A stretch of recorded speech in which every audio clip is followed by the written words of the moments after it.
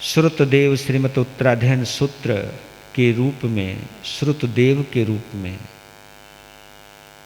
भगवान महावीर को, हमारे तुम्हारे परम पिता परमात्मा को, उनका बहुत उपकार है इस जिन शासन पर।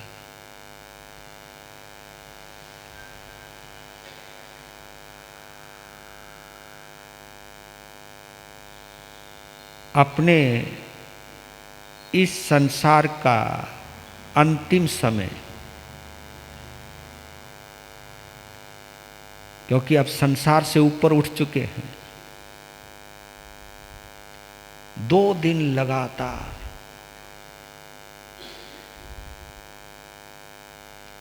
16 पहर 48 घंटे धनतेरस की मध्य रात्रि से दीपावली की मध्य रात्रि तक लगातार 55 अध्ययन सुख विपाक के, 55 अध्ययन दुख विपाक के, 36 अध्ययन उत्तराध्ययन के, लगातार बोलते रहे। महसूस करो तो अपने परम पिता परमात्मा के प्रति हृदय से हम नमन करते हैं कि प्रभु आपकी करुणा क्या गजब की रही। इस संसार से निवृत्त होते होते हमको जिनवानी का अमृत दे करके गए। आपकी निवृत्ति हमारे सबके लिए जिनवानी का अमृत का जो दान दिया है। आप सिद्धालय में चले गए, लेकिन आज भी आपका ये अंतिम देशना का प्राण तत्व हम सभी छद्मस्तों का नेतृत्व कर रहा है, हमें बोध दे रहा है।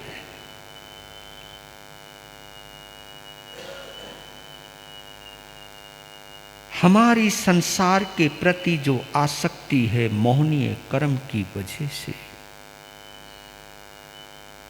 आपकी ये जिनवानी वर्तमान में हम सभी को मैत्री भाव का संदेश देते हुए हम सभी को आपसे जोड़ रही है।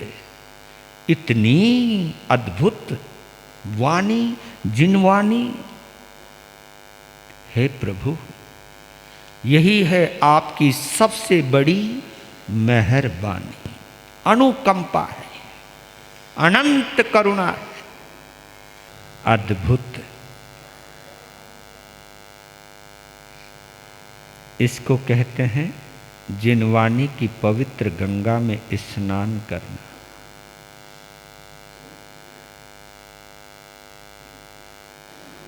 जिनवानी के पवित्र शब्दों से स्नात होना।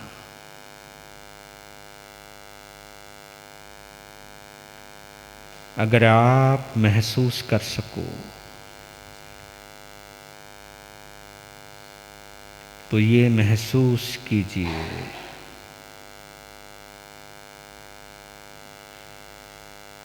कि मैंने कितनी पुण्यवानी की होगी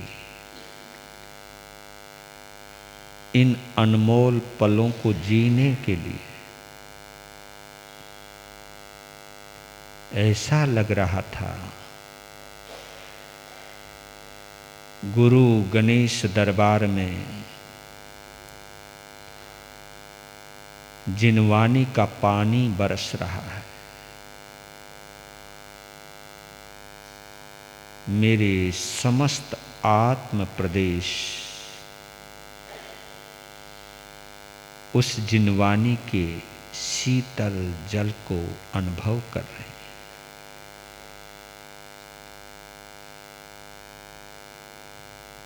मेरे रोम रोम में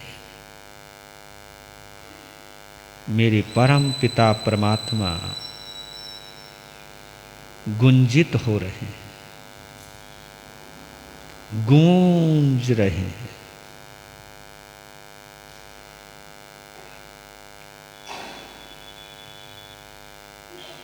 मैं देव धर्म गुरु की साक्षी से मैं समस्त आत्म प्रदेशों में, रोम रोम में परम आनंद की अनुभूति कर रहा हूं। देखिए, उत्तराध्ययन सूत्र के अध्ययनों की संयोजना का जो सिलसिला है, अगर उसके ऊपर अगर हम गौर करते हैं तो उसका जो एक क्रम है वो अद्भुत है। कैसे? जो विनयवान है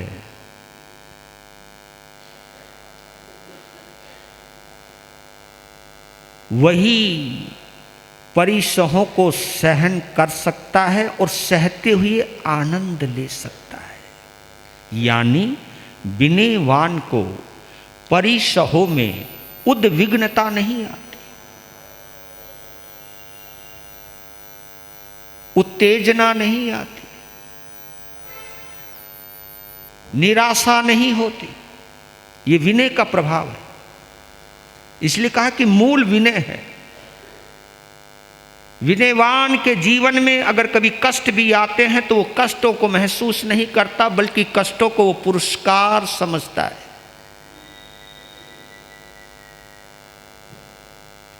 और जो 22 परिसरों को सहजता से सहन करता है, फिर उसको मनुष्यता, धर्म श्रवण, श्रद्धा और संयम में वीरता की प्राप्ति होती है। वहां पुण्य कमाया, फिर यहां पर यह पाया। चतुरंगीय अध्ययन जो तीसरा अध्ययन है, उसके बाद अगर जिसके जीवन के अंदर मनुष्यता हो, धर्म श्रवण हो, श्रद्धा हो और संयम में यानी त्याग प्रत्याख्यान करने के अंदर पुरुषार्थ हो, फिर उसका जीवन कभी भी असंस्कृत नहीं हो सकता, उसका जीवन कभी बिगड़ा हुआ नहीं हो सकता। और जिसका जीवन सुधर जाता है, फिर वो 5वां अध्ययन है, वो कभी अकाम मरण को प्राप्त नहीं होता। जिसने अकाम मरण को टाला है, फिर 6ठा अध्ययन है क्षुल्लक निर्ग्रंथीय। बेशक क्षुल्लक छोटे शब्द को बोलते, छोटे को कहते क्षुल्लक, क्षुल्लक छोटे को कहते हैं। इस शब्द से पता चलता है कि दिगंबर परंपरा में ये शब्द ज्यादा प्रयोग होता है। जो मैं बार बार बोलता हूं कि दिगंबर परंपरा हमारी मूल परंपरा है।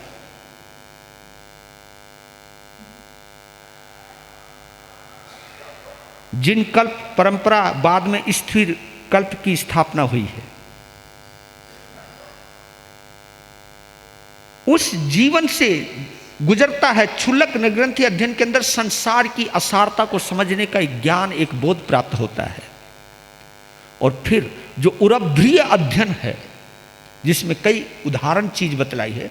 चलो पहले वहां पर क्यों जाऊं, पहले अकाम मरण पे तो आऊं। हाँ, आज का अध्ययन, यह अध्ययन बड़ा प्यारा है। 4 लाइनों में पहले सार ढूंढते हैं, है ना जी। लंबी व्याख्या चाहे कितनी करो, लेकिन सार तो 4 लाइनों में ही है।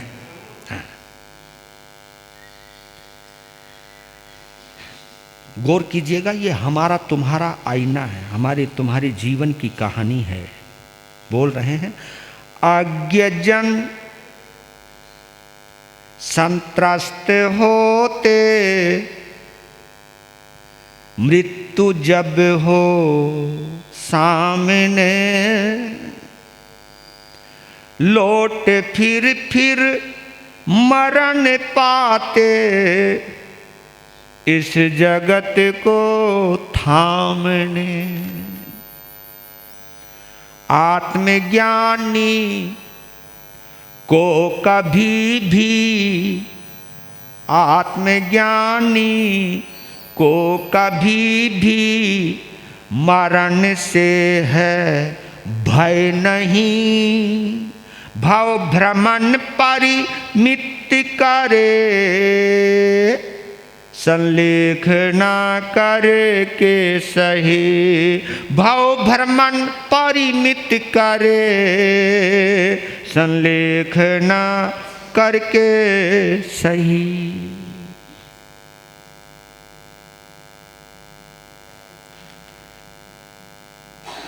जो अज्ञानी है वही दुखी है, सीधी बात। मैं बताऊं आपको, अगर मैं भी दुखी हूं तो उस वक्त मैं भी अज्ञानी हूं। आर्त ध्यान, रौद्र ध्यान अज्ञानी को होता है। उसमें चाहे आप हो चाहे मैं हूं। मैं भी रोने बैठ गया तो भी अज्ञानी हूं, मैं भी उबलने लग गया तो भी अज्ञानी हूं। और ये रोने धोने को, उबलने को एक ही शब्दों में परिभाषित कर दो, उस शब्द का नाम है दुखी होना। क्योंकि जो रो रहा है वो भी दुखी है, जो जोर जोर से चिंगाड़ रहा है वो कौन सा सुखी है? जो दूसरों को मार रहा है, काट रहा है, वो कौन सा सुखी है? मैं किसी को सता रहा हूं ना, तो इसका मतलब है कि मैं पहले से सताया हुआ हूं, मैं पहले से दुखी हूं, एडवांस में। तुम्हें तो बाद में दुखी किया है। इसलिए कहावत आती है, दुखी ही दुखी करता है। कोई दुखी ही किसी दूसरे को दुखी करेगा। तो एक सवाल पूछूं,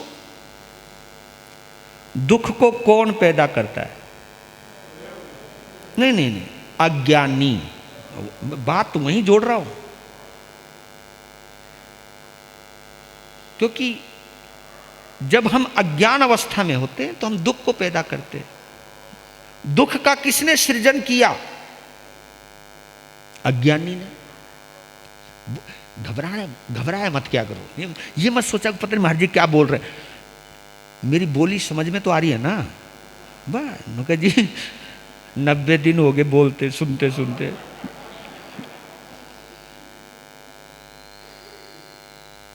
अच्छा बताओ, ये तो बात समझ में आ गई, अज्ञानी ही दुखी होता है। तो अगर जवाब पूछूं, अज्ञानी कौन? जो दुखी है। अज्ञानी कौन? जो दुखी है, बस। अब बताओ, ज्ञानी कौन? यार मुझे मालूम था तुम यही बोलोगे। ज्ञानी कौन? जो अपने अज्ञान को जानता है, बस। जो अपने, वो ज्ञानी। बस देखो कितनी छोटी सी परिभाषा है। अज्ञानी कौन? जो दुखी है। ज्ञानी कौन? जो अपने अज्ञान को, जो अपने अज्ञान को जानता है, वो ज्ञानी है। हमारे जैन धर्म के अंदर 2-3 शब्द बड़े अच्छे पर्यायवाची हैं। पर्यायवाची तो नहीं कह सकता हूं, इन शब्दों का ज्यादा प्रयोग होता है। तो हमारी मंदिर मार्गी परंपरा में एक बहुत बड़े उपाध्याय यशो विजय जी हुए हैं, अद्भुत विद्वान हुए हैं। उनका आगमों के ऊपर उन्होंने बहुत टीकाएं लिखी हैं यशो विजय जी ने। तो उन्होंने एक जगह लिखा है, हेयोपादेय विज्ञानम नो चेत व्यर्थः शर्माः श्रुतौ। 2 शब्द हैं, हेय और उपादेय। हेय कहते हैं छोड़ने योग्य को, हेय, हेय छोड़ने योग्य को। वैसे तो बोलते हेय ज्ञेय उपादेय, ज्ञेय को एक तरफ निकालो, ज्ञेय तो है महत्वपूर्ण, लेकिन हेय और उपादेय के बीच में ज्ञेय अपने आप आ जाता है, क्योंकि जो जानता है, हेय कहते हैं छोड़ने योग्य को और उपादेय कहते हैं ग्रहण करने योग्य को। जो ये जानता है मुझे क्या छोड़ना चाहिए और क्या ग्रहण करना चाहिए, जो इस चीज को जानता है। तो यहां बोल रहे हैं कि हेय उपादेय विज्ञानम नो चेत। अगर जो हेय और उपादेय को नहीं जानता है, फिर आगे का व्यर्थ है श्रमा श्रुतौ। फिर शास्त्र में रट लो, जैसे आप लोगों ने कई बार कई शास्त्र रट रखे हैं, बहुत मेहनत करी है भैया, और हम लोगों ने भी की है। अगर मैंने भाई रटना तो पड़ता है, मेहनत तो करनी पड़ती है, थोकड़ों को भी रटना पड़ता है ना, आगमों को भी रटना पड़ता है, मेहनत की है। लेकिन अगर है और उपादेय को अगर हमने जाना ही नहीं, तो ये जितनी मेहनत की है ना आपने, सब मेहनत व्यर्थ। व्यर्थः श्रमः श्रुतौ। श्रुत के अंदर जो भी तुमने श्रम किया है, परिश्रम किया है, मेहनत की है, सब व्यर्थ है।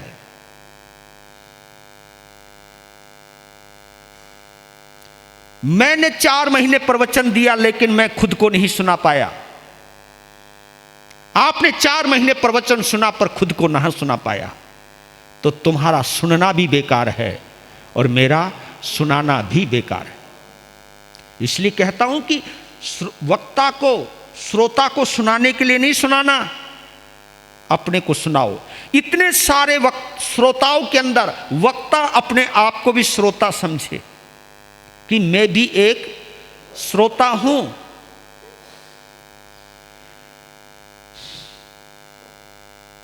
एक और गहरी बात बताता हूं आपको। 2 शब्द आते हैं, बिल्कुल सिमिलर हैं, वो पर्यायवाची लगते हैं। एक है आमंत्रण और एक है निमंत्रण। इन दोनों में अंतर क्या है? हैं? आमंत्रण,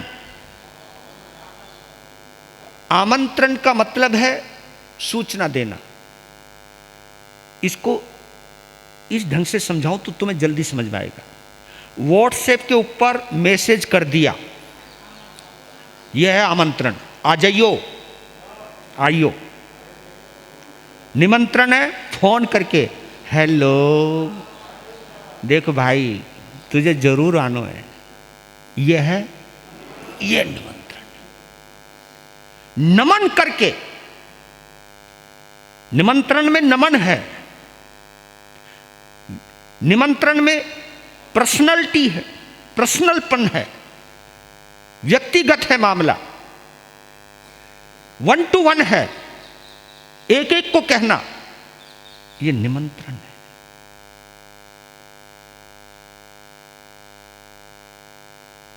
क्योंकि ये क्यों कहा,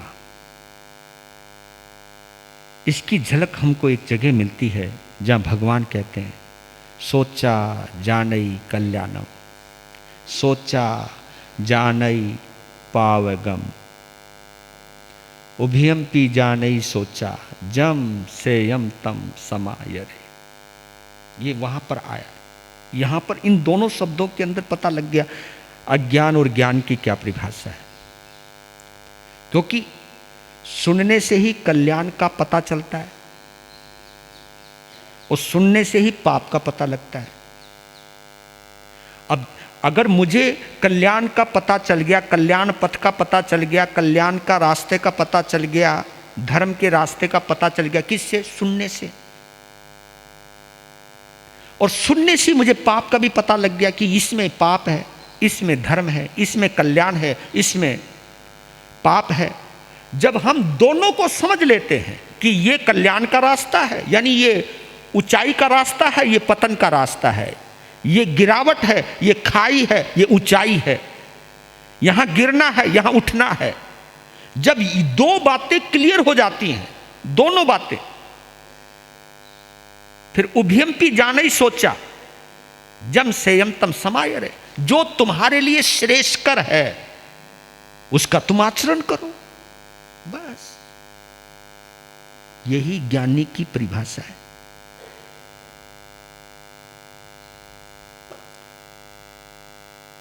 आपको बताऊं, मुझे कहना नहीं चाहिए क्योंकि मैं बोल रहा हूं। अब फिजिकल को देखो, आप अपनी शारीरिक क्षमता को देखो। मैंने एक जगह पढ़ा मेडिकल साइंस के अंदर कि आपका हार्ट, आपका लीवर, आपका गुर्दा यानी किडनी, आपकी हड्डियां, इन सब की जो क्षमता है मालूम है आपको कितनी है? ये जितने ऑर्गेन्स हैं हमारी बॉडी के, ये सभी ऑर्गेन्स 300 साल तक काम कर सकते हैं। कितने? 300 साल तक काम कर सकते हैं। लेकिन उल्टा सीधा खा खा के बेचारा हार्ट भी खराब कर दिया, किडनी भी खराब कर दी। इसके अंदर सब चीजें, खान पान भी है, रहन सहन भी है और विचार भी है। जो आप तनाव में आते हो, क्रोध में आते हो, आर्त ध्यान में आते हो, रौद्र ध्यान में आते हो, ऐसे उबल जाते हो, छाती पीटने लग जाते हो, माथा पीटने लग जाते हो, जो भी तुम करते हो, क्या तुम्हें पता नहीं चलता कि हमारी बॉडी के जो ऑर्गेन्स है वो लगातार, और ऊपर से उल्टा सीधा खाना, पिज्जा है ना, बर्गर, मैदा, और तुम्हें तो रोटी भी है ना ऐसी चाहिए, उड़ती हुई, मुलायम सी, फुल्ली फुल्ली रोटी, फुल्ली फुल्ली, फूल जैसी फुल्ली। तुमने रोटी में से चोकर तक को निकाल दिया। चोकर समझते हो? पहले रोटी चोकर युक्त होती थी, चोकर के अंदर विटामिन डी भरा हुआ रहता था, और आज हमारे पास विटामिन डी की कमी आई है। एक तो तुमने सूरज में, धूप के अंदर जाना ही छोड़ दिया, जब देखो वहीं घुस जाओ, जब दुखो कहीं घुस जाओ, सारी चीज तो तुम्हारी एयर कंडीशन हो गई। ये सब आपके हार्ट, आपके लीवर, आपकी किडनी, आपकी हड्डियों के ऊपर दुष्प्रभाव डालती। हम अपनी बर्बादी की वजह खुद बन रहे हैं। पहले के बुजुर्ग जल्दी बूढ़े हो जाते थे, आप कहोगे क्यों? आपको मालूम है हमारी बॉडी को केवल पाव भर दूध चाहिए होता है, लेकिन पहले मैंने बुजुर्गों को सुना है, नोका जी 5 किलो दूध एकदम खड़े खड़े पी जाते थे। अच्छो, 1-1 किलो 2-2 किलो तो एक ही घूंट में ही पी जाते थे। मैंने कई अपने बुजुर्ग संतों को देखा, पात्रा भर के दूध ही पी जाते थे। तो कहीं ना कहीं वो क्योंकि जितनी जरूरत है आप उसको जरूरत से ज्यादा दोगे। तो कहते कि भोजन का भी ज्ञान होना चाहिए, भजन का भी ज्ञान होना चाहिए। यानी एक चीज समझ लो, कंक्लूजन बोल रहा हूं, अज्ञानता में दुख है। बस जितना, चाहे आपका शारीरिक दुख है, चाहे आपका मानसिक दुख है, इन सब दुखों के पीछे एक चीज काम कर रही है, अज्ञान। और कई लोग तो जानते हो ये सब चीजें नुकसान देती हैं, तो देखिए अगर बिना जाने कुछ खाते पीते हो तब हम दुख को आमंत्रित करते हैं, लेकिन जब हम जान बूझ करके स्वाद के पीछे खाते हैं तब हम दुख को निमंत्रित करते हैं। बस यही समझ लो।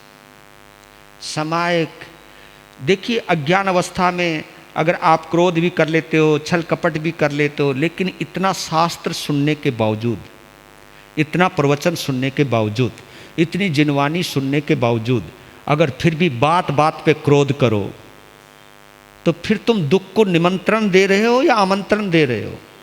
निमंत्रण दे रहे हो। बस तकलीफ को दूर करो।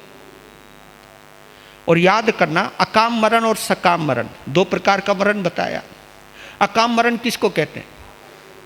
नहीं, अकाम मरण का मतलब है अनिच्छा से मरना, अनिच्छा से मरना, मरने के भाव पैदा नहीं होना। आप कहोगे मरने के भाव पैदा होना कौन सी अच्छी बात है? नहीं, मैं ये नहीं कह रहा हूं। मरने के भाव मतलब आदमी 70 साल का हो गया, 75 साल का हो गया, लेकिन फिर भी दुकान में फंसा हुआ है, व्यापार में फंसा हुआ है, फिर भी कहे कि ना कब्जा मेरे हाथ में होना चाहिए। ये तिजोरी की चाबी, चलो अब तो तिजोरी तुम्हारी मोदी ने ख़त्म कर दी, अब तो तुम्हारा पैसा कहीं और ही डलवा दिया। नहीं तो पहले वो चाबियां लटका लटका के फिरती थी आप, हाँ, चाबियों के ऊपर नज़र रहती थी, वो चाबी छन छन छन नुके जी इतनो सुकून मिले जब चाबी बोले, नुके जैसे हम ही मालकिन है, इतराती इतराती डोले। पर लेकिन आप ये देखिए, इन चीज़ों को सोचिएगा कि इतनी बड़ी उम्र हो जाती है, लेकिन फिर भी ये नहीं सोचते कि मेरी मृत्यु कभी भी आ सकती है। मृत्यु अनिच्छा से मरना अकाम मरण है, और मृत्यु का स्वागत करना, क्योंकि बहादुर ही मौत का स्वागत कर सकता है। और मौत को डराने की ताकत किस में है? पंडित में, ज्ञानी में। वो जानता है कि है मौत, तू मेरा शरीर छीन सकती है, लेकिन मेरी आत्मा को मारने की ताकत तो तेरे अंदर नहीं है। जो आत्मा की अमरता को जानता है, जो शरीर की नश्वरता को पहचानता है, वो ज्ञानी है।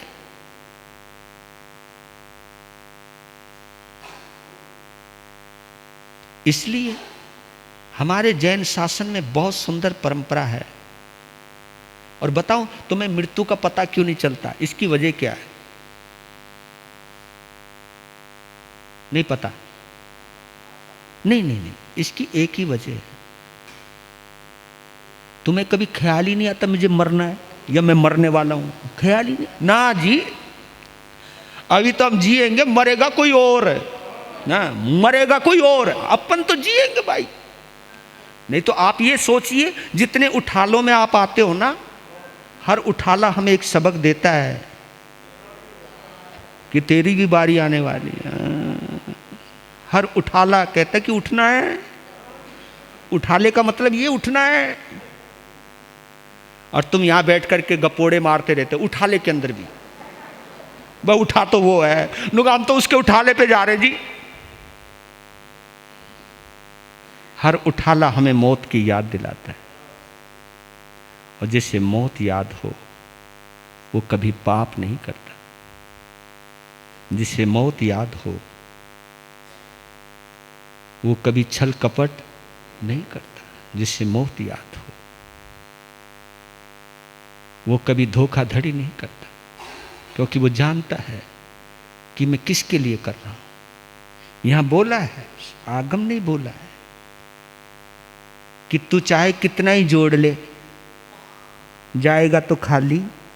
हाँ।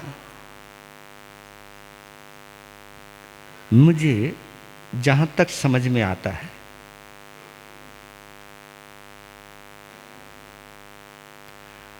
अनित्य को नित्य मानना सबसे बड़ा अज्ञान है। गौर करना, क्या बोला मैंने अभी? अनित्य को नित्य मानना सबसे बड़ा अज्ञान है। ये जितना भी कुछ है सब अनित्य है, अनित्य है। लेकिन इसके लिए ऐसे मर रहे हो जैसे तुम्हारे साथ ही जाने वाला है। असुचि को सुचि मानना ये भी अज्ञानता है। बाहर के स्वच्छता को तुमने सब कुछ मान लिया, लेकिन कभी भी ये ख्याल क्यों नहीं आता कि तुम शरीर को साफ रखते हो, कपड़ों को साफ रखते हो, अपने मकान को भी साफ रखते हो। कभी अपने मन को भी साफ कर लिया करो जी। मन को भी तो साफ कर सकते हो। ये सफाई यहां तक क्यों नहीं आती? एक ने कहा था, पता नहीं मुझे शब्द याद नहीं आ रहे प्रॉपर, कि तू उस चेहरे को तो चमकाता है जो चेहरा दूसरों को नजर आता है। उस चेहरे को तो चमकाता है जो चेहरा दूसरों को नजर आता है, तो उस चरित्र को क्यों नहीं चमकाता? जो भगवान को नजर आता है, उस चरित्र को क्यों नहीं चमकाता? क्योंकि हमें भरोसा ही नहीं है कि कोई परमात्मा है। अगर तुम्हें यह भरोसा हो जाए परमात्मा है, तो तुम कभी पाप नहीं कर सकते।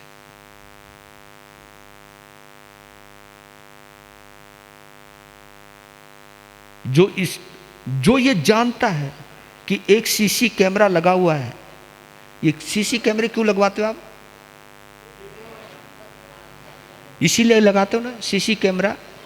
वो सीसी कैमरा तुम्हारा कभी भी बंद हो सकता है। हाँ, कोई चालाक हो तो वो जानता है कि किस रेंज में घूम रहा है, कितनी देर में ये आवेगा, इतनी देर में मैं निकल लूं। वो बंद भी हो सकता है भैया। लेकिन एक कर्मों का सीसी कैमरा है जो कभी भी बंद नहीं होता भाई, सच बतला रहा हो, कभी बंद नहीं होता। सीसी कैमरा केवल आपकी बॉडी एक्टिविटी देखता है, लेकिन कर्मों का सीसी कैमरा आपकी मेंटल एक्टिविटी को देखता रहता है। और तुमने ये समझ लिया मैं समाई करके बैठा हूं, कर्मों का सीसी कैमरा देख रहा होगा, क्योंकि समाई कर रहा है, प्रतिक्रमण कर रहा है। और चाहे तुम समाइक में बैठ करके किसी की टांग खींच रहे हो, ये वाला सीसी कैमरा जो है ना, ये दिखाएगा कि तुम समाइक कर रहे हो, प्रतिक्रमण कर रहे हो, ये कर रहे हो। लेकिन कर्मों का जो सीसी कैमरा है वो ये देख रहा है कि तुम सोच क्या रहे हो, तुम्हारे भाव क्या है।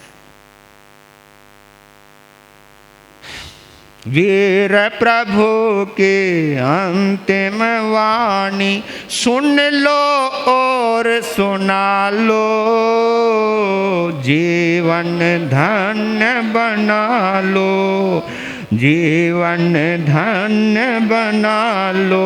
ओ तेरा धयन में गुंजित होते प्रभु शिक्षा अपना लो, जीवन धन्य बना लो, जीवन। एक ही स्टेंजा गा रहा हूं। उभय मरण की करके तुलना, अकाम मरण और सकाम मरण, इसको कहते हैं उभय मरण। उभय मरण की करके तुलना श्रेष्ठ मरण स्वीकारे, दया धर्म और क्षमा भाव से आत्म प्रसन्नता धारे, शांत चित्त और निर्भय होकर, शांत चित्त और निर्भय होकर देह ममत्व को टालो, जीवन धन्य बना लो, जीवन धन्य बना लो। वीर प्रभु की अंतिम वाणी तेरा ध्यान को टालो, जीवन सुन लो और सुना लो। अब हम चलते हैं छठे अध्ययन के ऊपर, क्षुल्लक निर्ग्रंथीय। बंधनों की कर समीक्षा, स्वयं सतपथ खोजना, त्राण दे नहीं बंधु बांधव, कर्म फल को भोगना। ग्रंथियों से बच के साधु मोह का छेदन करे, विद्याचरण से युक्त होकर प्राण ना कोई हरे, विद्याचरण से युक्त होकर प्राण ना कोई हरे। क्या बात है, अद्भुत। बंधनों की कर समीक्षा कि बंधन क्या है, स्वयं सतपथ खोजना, त्राण दे नहीं बंधु बांधव, कर्म फल को भोगना। बंधनों की कर समीक्षा, समीक्षा कर कि मैं कहां कहां किस किस तरह से किस किस से क्यों क्यों बंधा हूं। कर्म बंधनों की समीक्षा अवश्य करनी चाहिए, क्योंकि ये आप अगर ईमानदारी से आत्म विश्लेषण करें, आत्म सर्वेक्षण करें। आजकल सर्वेक्षण बहुत होते हैं ना, कौन पार्टी आगे चल रही है, कौन जीत रहा है, कौन हारे, बड़े बड़े सर्वेक्षण होते हैं। बंदा अपना ही सर्वेक्षण नहीं करता। सर्वेक्षण तो अपना करना चाहिए कि मैं क्या था, क्या हो गया, मेरा भगवान कौन है, मेरा गुरु कौन है, मेरा कुल खानदान क्या है, मेरा जन्म किस लिए हुआ है। स्वयं का सर्वेक्षण कीजिए, समीक्षा कीजिए, और समीक्षा करके आपको ही खुद सतपथ पर चलना होगा, और आपको यह भरोसा रखना ही होगा, यह विश्वास अंदर जमाना ही होगा कि जब कर्म फल को भोगने की बारी आएगी तो कोई भी तेरे साथ देने वाला नहीं है। तुझे खुद भोगने पड़ेंगे अपने कर्म, अपने कर्म खुद भोगने पड़ेंगे।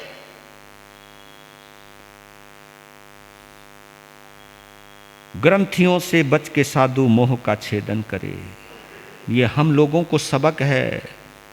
मुझे तो समझ में नहीं आता कि ये सबक कई संतों को उत्तराध्ययन सूत्र कंठस्थ है, पर लेकिन हम ये नहीं समझते कि आगमों को कंठस्थ करके मैं ग्रंथियों का छेदन क्यों नहीं कर रहा हूं। ग्रंथि समझते हो आप? गांठ, हाँ, बहुत बहुत बड़ी बात है। दो तरह की गांठ होती है। हाँ, शरीर में गांठ हो जाती है तो बड़ी टेंशन होती है यार। इसका एक नाम बड़ा गंदा है मेडिकल साइंस में, ट्यूमर, है ना। और पता लग जाए कि इसको ट्यूमर है, पहले तो आदमी वहीं मर गया। क्या ट्यूमर? ट्यूमर का मतलब जानता? तू मर, तू मर। अर्थ निकाला करो तुम। ट्यूमर यानी तू मर, अब आगे बारी तेरी मरने की, खत्म कर खेल। शरीर में ट्यूमर होता है तो कितनी टेंशन आती है, और जब मन में ट्यूमर हो ना, किसी को नहीं है टेंशन। तुम्हारे चेहरों को देख के मुझे लगता नहीं कि तुम्हारे कोई टेंशन है मन के ट्यूमर की। राग द्वेष तो भरा हुआ है हम लोगों में भी, आप लोगों में भी। यह है ट्यूमर हमारा, जिससे हमारा जन्म मरण बढ़ रहा है, दुर्गति में जा रहे हैं हम। ये ट्यूमर इतना भयंकर है रे। इसलिए सबसे पहली शुरुआत, मैं तो कभी कभी समझता हूं कि क्षुल्लक निर्ग्रंथि है, पहली परिभाषा बताई महानिर्ग्रंथि है। दो अध्ययन है यहां पर, अनाथि मुनि का अलग है जिसको महानिर्ग्रंथि के नाम से बोला, ये क्षुल्लक निर्ग्रंथि है। ये तो क्षुल्लक यानी बेस है, ये बेस। अगर हम यहां नहीं समझे ना, अगर हम लोग अगर यहां नहीं समझे या यहां नहीं संभले,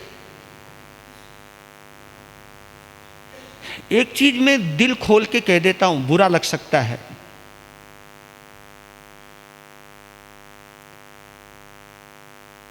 इस समाज की व्यवस्था को खराब करने में सबसे बड़ी भूमिका अगर किसी ने निभाई है तो साधुओं ने निभाई है। इस समाज का वातावरण सबसे ज्यादा अगर किसी ने खराब किया है तो हमने किया है। क्यों किया है? ये हमारी जिम्मेवारी, शायद हमने अपने कर्तव्य को सही ढंग से निभाया नहीं। हमने हर जगह बाड़े बंदी कर दी है, हर जगह एक नई संप्रदाय ठोक दी है। हमने संप्रदाय के ढांचे में आप सबको डाल दिया है। हमने एक खांचा बना दिया कि तू यहां एडजस्ट हो, तू मेरा है, मैं तेरा हूं, बाकी सब बेगाने हैं, किसी की तरफ जाना नहीं। ये तो हमारे भगवान का कहना है ही नहीं। तभी तो कहता हूं कि हम लोगों ने भगवान महावीर के साथ बहुत ज्यादा गद्दारी की है। उसका जिन शासन, उसका नाम लेकर के बर्बाद किया है, क्योंकि हमारे अंदर ग्रंथियां बहुत भरी पड़ी हैं। और क्षुल्लक शब्द होता है छोटा, और छोटा वही होता है कि पहले यहीं से राग द्वेष को हटा दो, बस फिर आगे की यात्रा करो। क्योंकि जब तक राग द्वेष को नहीं हटाओगे तुम आत्म भवन में प्रवेश नहीं कर सकते। पहला ही दरवाजा है वो राग द्वेष का जो दरवाजा लगा हुआ है। क्योंकि आजकल तो दरवाजे एक है, एक में ही तुम पूरा लपेट देते हो, लेकिन पहले घरों के अंदर दरवाजे दो होते थे। किसी को बुलाना नहीं हो तो दरवाजा अंदर से बंद कर देते थे। लेकिन ये दरवाजा हमारे आत्म भवन अंदर है, बाहर राग द्वेष का दरवाजा लगा हुआ है। और द्वार, वो दरवाजा है तो वो द्वार, लेकिन अभी हमारे लिए वो दीवार बन चुका है। भगवान ने इतना तो मौका दिया है कि तू थोड़ी सी मेहनत कर, थोड़ा सा होश में आ। ये दीवार नहीं है बल्कि द्वार है, ये द्वार खुल जाएगा। पहले राग द्वेष को दूर कर। विद्याचरण से युक्त होकर प्राण ना कोई हरे। प्राण ना कोई हरे, इसका मतलब क्या है? इसका मतलब यह है कि हम किसी का भी बुरा ना चाहें। कई लोग यहाँ पर बैठे बैठे सोचते हैं कि महाराज जी है ना अपोजिशन को ज़्यादा सुनाते हैं। मैं भैया ना मैं अपोजिशन को सुनाता हूँ ना मैं पोजिशन को सुनाता हूँ। मैं भैया निष्पक्ष होकर के सबको सुनाता हूँ। पर लेकिन करें क्या, सुनने वाला सोचता है महाराज जी ने उसकी उतारी, मैंने तुम्हारी भी तो उतारी होगी भाई, मैंने अपनी भी तो उतारी होगी। मैं तो सबकी बोलता हूँ, सबके लिए बोलता हूँ, अपने लिए भी बोलता। मैं कहाँ छोड़ता हूँ अपने आप को? अपने आप को भी बोलता हूँ कि मेरे अंदर ये कमी है तो मुझे भी धिक्कार है। इसलिए संभलना सीख जाओ तो ज़्यादा अच्छा रहेगा। अब तो क्षुल्लक निर्ग्रंथि अध्ययन का सारी यही है कि तुमको, देखिए 2 शब्द बोल देता हूं यहां पर क्योंकि समय ज़्यादा हो रहा है। पानी के अंदर 2 चीज़ें रहती हैं, समुद्र में 2 चीज़ें हैं और दोनों को महत्व देखना गौर। समुद्र में नाव भी है और समुद्र में मछली भी है, दोनों पानी में है। इस समुद्र के अंदर संत भी है, साध्वी भी है, श्रावक और श्राविका भी है। हाँ, तुम कभी अपने को अलग मत समझना। कभी कभी तुम लोग कह देते हो हम लोगों को, जी हम तो गृहस्थी हैं जी, तुम तो साधु। भैया मैं साधु हूं तो तुम भी गृहस्थी नहीं हो, तुम श्रावक और ये शब्द का प्रयोग किया करो। आप आगार धर्म के पालक हो, आपकी भी अपनी मर्यादाएं हैं। आप भी जिन शासन का हिस्सा हो। आप आम गृहस्थी नहीं हो, आप आम नहीं हो, आम गृहस्थी नहीं हो, आप विशेष हो। आप श्रावक और श्राविका हो। भगवान के समोशरण में आपको मालूम है, साधु साध्वी की दीक्षा हो जाए, श्रावक श्राविका की दीक्षा ना हो तो तीर्थंकर नहीं बनता। तीर्थंकर भी तभी बनता है जब चारों हों, तभी बनता है तीर्थंकर। यानी आपके बिना तो तीर्थंकर भी नहीं बन सकता। तो तीर्थंकर भी आपकी वजह से बनते हैं। तो आप कैसे छोटे हो सकते हो? आप कैसे फ्री माइंड हो सकते हो?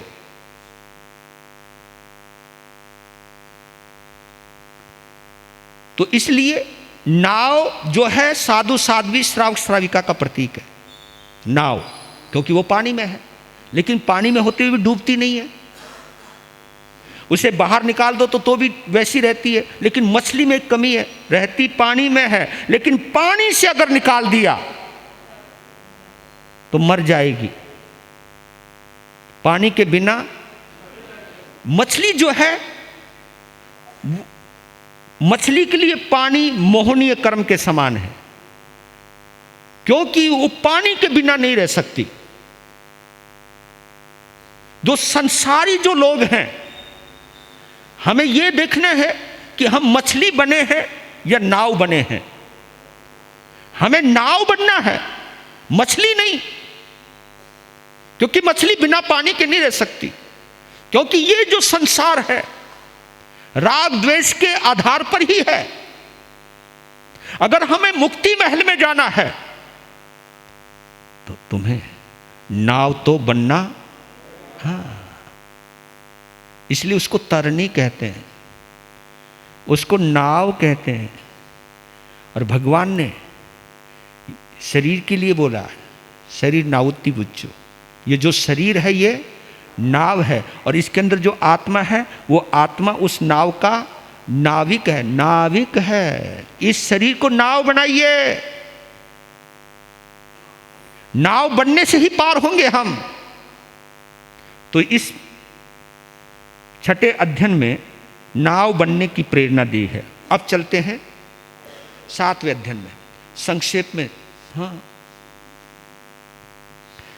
वीर प्रभु की अंतिम वाणी सुन लो और सुना लो, जीवन जीवन धन्य बना लो। वीर प्रभु की अंतिम वाणी सुन लो सुना लो, जीवन धन्य बना लो, जीवन धन्य बना लो। अल्प सुख की प्राप्ति है तू विषय सुख को, रस का लोभी बन के मेमना खुश हो करके खाता। जी मन जब अभ्यागत आते देख देख तड़फाता, भोजन के हित काटा जाता, भोजन के हित काटा जाता। रस आसक्ति टालो, जीवन धन्य बना लो, जीवन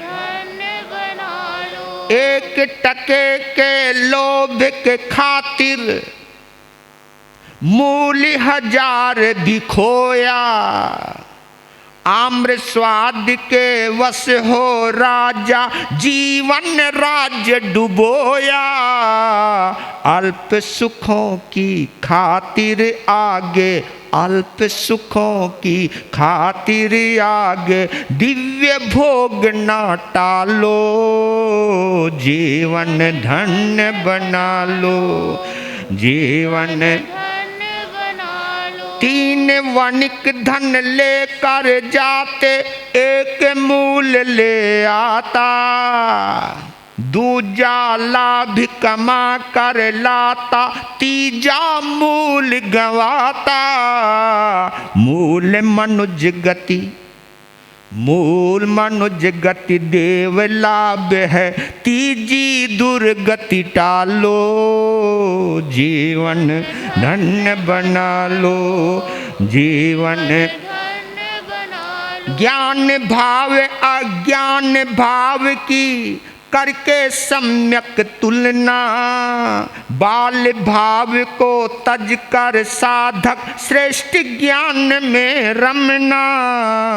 गुण दोषों की करें समीक्षा, गुण दोषों के करें समीक्षा, धीर भाव अपना लो, जीवन धन्य बना लो, जीवन धन्य बना लो। वीर प्रभु के अंतिम वाणी सुन लो और सुना लो, जीवन धन्य बना लो, जीवन धन्य बना लो। सातवां अध्ययन है उरभ्रिय। उरभ्रिय, उरभ्रिय, उरभ्र कहते मेमने को, उसके लिए, क्योंकि पहला उदाहरण वही दिया है। इस चीज को हमको भी समझना है, तुमको भी समझना है, बस सार है इसके अंदर। एक के घर में मेमना, मेमना मेढे को कहते, मेढे को बकरी को कहते, बकरी के बच्चे को उसको खूब खिलाया जा रहा है, पिलाया जा रहा है, नहलाया जा रहा है, बादाम खिलाए जा रहे हैं, काजू खिलाए जा रहे हैं, हाँ जी बहुत माल खिलाए जा रहे हैं। और पंगा ये खड़ा हो गया जी, उसके सामने गाय का बछड़ा था। गाय का बछड़ा उसे देखे, क्योंकि वो भी उतना ही है, वो भी उतना ही है। वो सोच रहा है कि रोज़ मालिश की जा रही है, कभी तेल की मालिश और खिलाने में खूब भोजन करवाया जा रहा है। तो वो सोचने लगा यार, और फिर वो अपनी माँ की तरफ देखता है, माँ को सूखी घास फूस खिलाई जा रही है, सूखी घास फूस खिलाई जा रही है। वो सोचता है, बच्चा बड़ा कंफ्यूज हो गया कि मेरी माँ दूध भी देती है, इसका दूध सब पीते हैं, मेरी माँ दूध देती है और ये कुछ देता भी नहीं है, लेकिन फिर भी दबादब मालिश हो रही है, खाए रहा है, मजे जबरदस्त खाए जा रहा है। वो सोचने लगा, माँ के पास आया कि माँ मेरी तो कुछ समझ में नहीं आ रहा कि हमारा मालिक इतना भेदभाव क्यों करता है। तो माँ कहती, बेटा इसके खाने पे मत जा, हाँ। हम सूखा सूखा खा रहे हैं, मौज में नहीं, चल कोई बात नहीं, एक दिन देखना। एक दिन नज़ारा देखा बछड़े ने, एक मेहमान आ गया, मेहमान कोई ज़्यादा ही प्यारा सा था, समझ गए होंगे आप, बहुत प्यारा मेहमान था। मेहमान की नज़र भी उस मेढे पर पड़ी, और मेहमान को देखकर मालिकों की नज़र भी। अब मालिक ने पकड़ लिया, खूंटे से छुड़ा लिया, उसकी गर्दन पकड़ी, एक तरफ ले गया, और एक आदमी छुरा पहना रहा है, और वो देख रहा है कि आज ये क्या हो रहा है। अब उसको पता लग गया कि कुछ होने वाला है, और वो बेचारा रस्सी छुड़ा के इधर उधर भागने जा रहा है। एक बार छुड़ा के भाग भी गया, फिर लाए पकड़ के और फिर बांध दिया। बांधने के बाद भी उसको पकड़ के रखा। इतने में क्या हुआ, एक चमचमाता हुआ खंजर आया और एक ही झटके में उस बकरे का ओए गला ही उतार दिया, और उसकी चीख निकल गई उस बछड़े की, बकरे की नहीं, बछड़े की। उस वक्त माँ ने कहा, बेटा तू मत घबरा। इसको कहते जो खाएगा डट के वही सहेगा झटके, जो खाएगा डट के वही खाएगा झटके। ये हो गए हो, हाँ। अब तो माँ से ही चिपट गए हो कि माँ मैंने कभी मालिक का माल खानो ही नहीं। ये क्या किया तूने, चल अंदर जा, चल अंदर चला गया, और उस शर्माता हुआ गया। हाँ, होता है, शर्माता हुआ अंदर गया कि जब कहना है अंदर जा। दूसरा आया, मुस्कुराता हुआ तो आया और कहा, एक पैसा खर्च नहीं किया, जैसा दिया वैसा, ये थाम अपना बब्बा, ये पकड़। थोड़ी सी तसल्ली हुई। अब तीसरा जब देखा, वो तेरे की गाड़ियों पे गाड़ियां, माल भरा हुआ, कि सब आपकी कृपा है। अब यही है, मनुष्य जन्म बीच में है, यहीं से परिभाषा शुरू होती है। एक ने खोया ही खोया, एक ने ना खोया ना पाया, और एक ने पाया ही पाया। मनुष्य बन करके अगर हम नरक में जाएं, त्रियंच योनि में जाएं, तो ये खोना ही खोना है। अपने अस्तित्व को ही वहां से खत्म किया। एक ने कम से कम उस स्थिति को प्राप्त किया कि ठीक है, मैं मनुष्य जन्म लेकर के मैं दोबारा मनुष्य बन सकूं, ऐसा उसने किया, जैसा एज इट इज उसे दे दिया। लेकिन एक वो है जिसने कमाया ही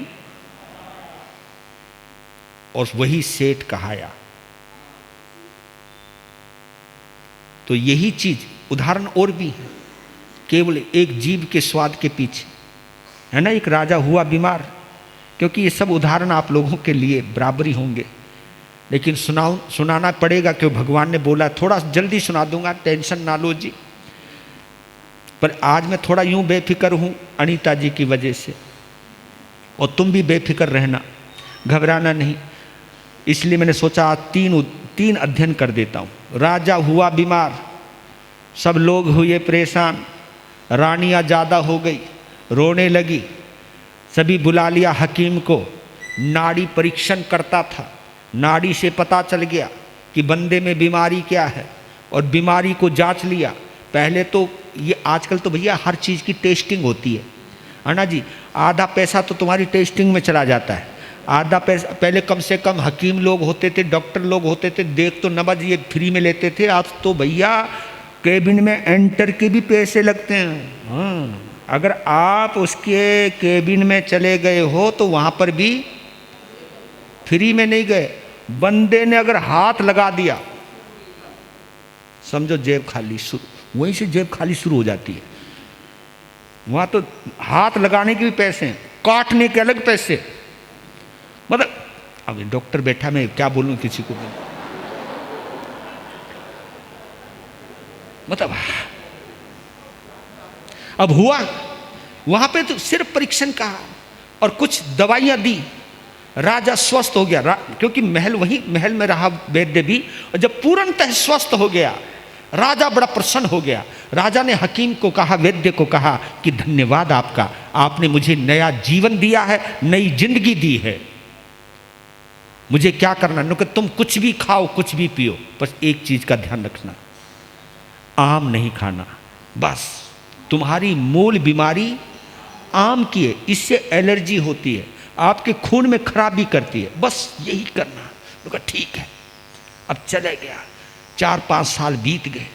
एक दिन घूमने निकल गया मंत्री भी साथ में, पहुंच गया बाग में दूर पहुंच गया आम का पेड़। और ये होता है, कभी होता है कोई चीज़ बहुत प्यारी लगती है और कुछ उसको देखने का मन तो करता है, क्योंकि वहाँ से बाजार में से आम निकाल दिए थे, सब हटा दिए थे, क्योंकि राजा के चक्कर में औरों को भी आम खानवाना, औरों को भी। ये भी होता है, बड़ा बड़ा चक्कर है बड़ा। तुम लोग भी, ये मेरी माताएं होती है ना, खुद कुछ खाती नहीं तो बहुओं को भी खाने नहीं देती, ना तुम भी मत खाइयो, तुम भी खाना नहीं। अरे अपनी उम्र में जब तूने खा लिया तो इनको भी खाने दे थोड़ा बहुत भाई। पर लेकिन होता है कुछ, उसके चक्कर में सब आम खत्म करवा दिए जी। और पहुंच गए जंगल में, पेड़ की छाया, बिछा दिया बिस्तर, लेट गया राजा, बराबर में मंत्री। नजर पड़ी ऊपर, आए और आम भी बड़े प्यारे प्यारे पके पके, और नीचे नीचे अपनी जीभ घुमाए जा रहा। मंत्री अपने राजा की हरकतें देख रहा। मंत्री बोला, राजन देखो मत। अरे पागल है क्या, बस देखने से कुछ होता है? होता है, देखने से बहुत कुछ होता है। अरे देखने से क्या होता है? उनके जी आपके मुंह में क्यों पानी आ रहा है? आम वहां, जीभ यहां, पानी बीच में क्यों? अरे पुराने संस्कार है ना, अब कौन सा आम मेरे पास आने वाला, मैं कौन सा तोड़ने वाला हूं, तू बैठा है ना। इतने में वो बात ही कर रहा था और यूं यूं करता हुआ देखता रहा। अंदर से बोला, आजा आजा आजा। और इतने में हो गया काम, आम टूट के उसकी छाती पे गिर गया। जैसे छाती पे गिरा, पकड़ लिया आम। मंत्री बोला, क्या कर रहे? अरे मैं देख रहा हूं, क्या कर रहा हूं? उसे देखने लगा, उसे सूंघने लगा। मंत्री कंट्रोल नहीं हो रहा, थोड़ा सा खा लूंगा क्या हो? नहीं राजन, खाना नहीं, नहीं। देख बात सुन, जब आदमी स्वस्थ हो जाता है ना तो अपनी बीमारी के दर्द को वो भूल जाता है। ये सबसे बड़ी गलती है आदमी की। हमने पता नहीं कितने बार नरक की वेदना भोगी है, लेकिन अब हम ऐसी स्थिति में हमें उस वेदना की याद नहीं आती। थोड़ा सा चल तू ही खिला दे, नहीं मैं तो नहीं खिलाऊं। बस कंट्रोल रहा नहीं। एक बटका भरा, जैसे ही आम का रस अंदर अंदर आ गया तूफान, आम को मारा फेंक के, शरीर तड़फने लगा। मंत्री क्या हो गया? जो मैं पहले कह रहा था, फटाफट लेकर के गए, महल तक पहुंचाया, तड़फ रहा है राजन, हकीम को, वेदराज को बुलाया। देखती आपने बस थोड़ा सा कि राजन नमस्कार। इधर वेदराज बाहर, इधर राजा का दम बाहर। दम ऊपर नहीं, दम बाहर। ऊपर कोई होगा, दम ही बाहर हो गया। देखो आप ये सोचिए, एक आम की 2-4 घूंट के पीछे जिंदगी से